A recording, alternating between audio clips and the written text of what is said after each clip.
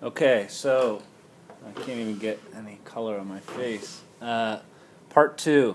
So where we left off, the boat was leaving. We're going. We passed this place called Pemba Island, Pnemba, which is it's an atoll and it's a marine sanctuary, and I think there's some really fancy hotels and scuba diving and lots of other things. I didn't go there, but it was cool to get to see that. I'm on this boat, and it's not even until we pass that I'm talking to a few of the people that wanted to practice their English, and one of them telling me about the Continental Divide, and he says, and now this is when the journey starts. And we've been going for like an hour already, and okay, sure. So now this is when the journey starts, and the water gets a little bit more rocky, and the sail is completely extended, and it is really beautiful, really amazing, and we go and we go and we go, and it is so sunny, and there is no shade. And that was really like the main prerequisite for me as I was talking to that guy Patrick on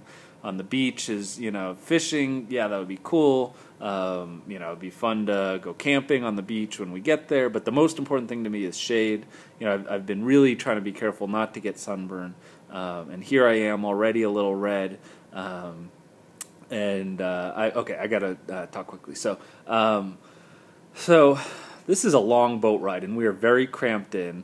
There are no life jackets. There are no toilets. There's in the back of the boat. The guys are peeing off the back, and there's a small area with. I never looked in it, but basically like a really large bucket, and that's where you do your business. And every eventually the bucket fills up, and you see people kind of scooping with smaller buckets and just pouring stuff off the back, and that's really gross, but.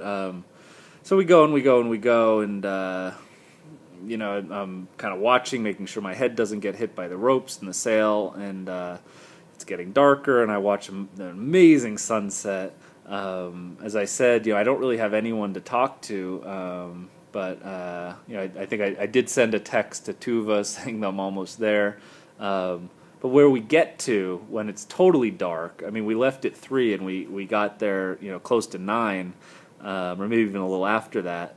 I don't know if this is working anymore. My iPad is trying to log into the internet at the hotel. I'm just going to assume it's still recording. Yeah, it's still recording. So we get there. Now I'm getting really wet as I get into a dinghy that's covered in water and throw my bag in there and get to the beach, and everyone just starts peeing and pooping. I'm still holding it. I'm probably the only person that had an Imodium accessible in their day bag, and took that when they got on the boat. And most people, I'm told, just are going to sleep kind of like in the trees, and under the trees and on the beach, and take the first bus, which leaves at like 4 or 5 in the morning, to get to Tonga. Wait, we're not in Tonga? No, we're nowhere near Tonga. Tonga is 80 minutes away, and anytime someone tells me the time here, I've learned, I'm going to double it. So it's close to 3 hours away. Okay, well, I'm probably not going to sleep on the beach, but someone, if I wait long enough, someone always helps me, which is fantastic, and I'm just going with the flow, Kuna Matata. One of the guys, his name was CBX. That's what he called himself. Also Chatterbox. He knew all the American songs, and he had a cool T-shirt. I forget, one of the American sports teams, and his other friend James had some college in Illinois. He was talking to me about Barack Obama, so I taught him, that's where Barack Obama was the senator. The back of his shirt, it was a St. Patrick's Day like fraternity party, and the back said, 24 hours in a day, 24 cases in a beer, coincidence? So I tried to explain to him why people would say that. But anyway, so the two of them helped me walk like 10 minutes and get to a town that, it's a very small village, but, there's a few lights on, and people are roasting meat, and, there's some people, walking around, and they asked if there was a guest house there, but there wasn't. But there was a guy with a motorbike, and they said, just go with him, so I went with him. Paid I think it was 4,000 shillings, which is a little more than $2.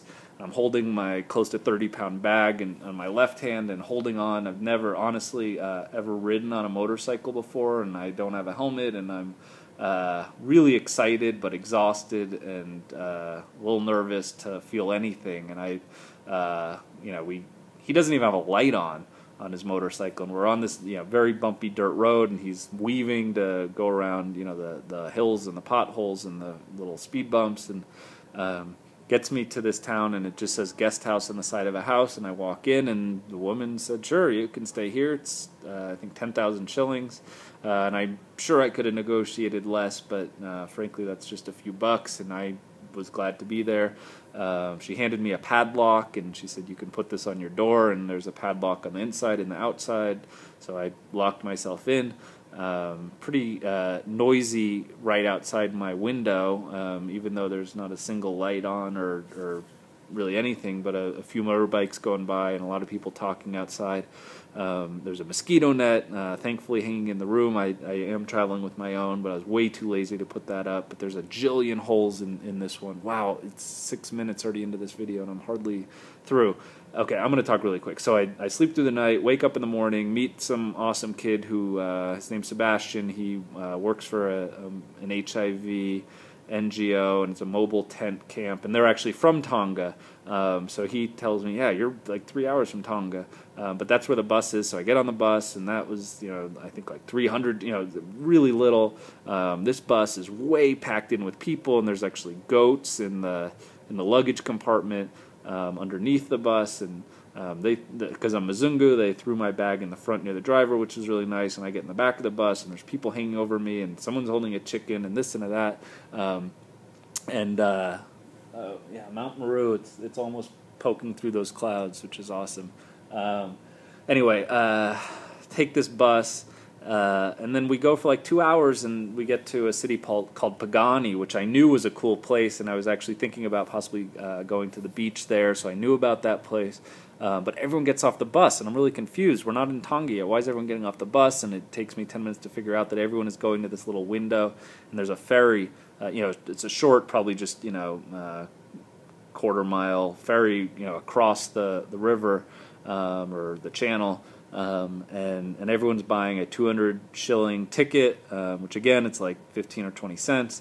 So I buy that, and then someone, in addition to our bus and all the people standing outside of the bus on the ferry, there's a few 4x4s and a lot of motorbikes, and someone who has this Land Cruiser walks up to me. He's another Mzungu, South African guy named Mark. He has a guest house and a lodge and a disco and a this and a that. And has a lot of tourists stay with him in Pagani, and he's going to Tonga, and do I want to ride? Yes, I want to ride. So I get my stuff off the bus, go with him, and while we're riding, he's like, why are you going to Tonga? Tonga's shit. And well, I don't know. Okay, well, I won't go to Tonga. So he was really helpful, and his friend Rashid was going to Arusha, and Rashid was getting a ride with him as Mark was going to Tonga. So we go to Tonga, have a beer. That's the first thing I eat or drink for the day. That was great, nice and cold. And then Rashid and I get on the bus. Rashid really was so helpful, helping me get my bus ticket because it was crazy there. Get on the bus. I'm going to fast forward really quickly. I'm on that for 8 hours, past a million little villages and mud huts, and watching people with 60 or 70 gallons of water in buckets on bicycles, and really saw a different world than anything I know out the window. Watched the sunset with Mount Kilimanjaro way in the background, which was fantastic. I was going to get off in Moshi, but I nodded off, and then I realized we missed that. So I am actually going to go all the way to Arusha, open my eyes, and there's this amazing hotel out the window. That's where I got off, and that's where I am right now. There's so many other parts of this story, but I wanted to share something, and it would have been really time-consuming and complicated for me to type this up. So that is where I'm going to stop. But I've been here for 2.5 days. I've met some really awesome people. This hotel is kind of like a who's who in politics for Africa, and also the really wealthy Mount Kilimanjaro trekkers stay here before and afterwards. So I met some cool people and tomorrow I'm going somewhere else. So I will stop this because I only have 10 minutes. Bye.